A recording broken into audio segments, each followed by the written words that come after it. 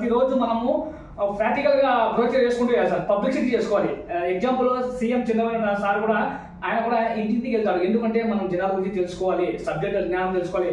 Megastar గురించి కూడా తను ప్రతిరోజు ఎంత కొత్త డ్యాన్స్ చేసినా ఇంకా జనాల్లో తెలియకుండా కొత్త ధనం తేవాలనే ఉద్దేశంతో ప్రాక్టికల్గా ఇది చేస్తుంటారు సార్.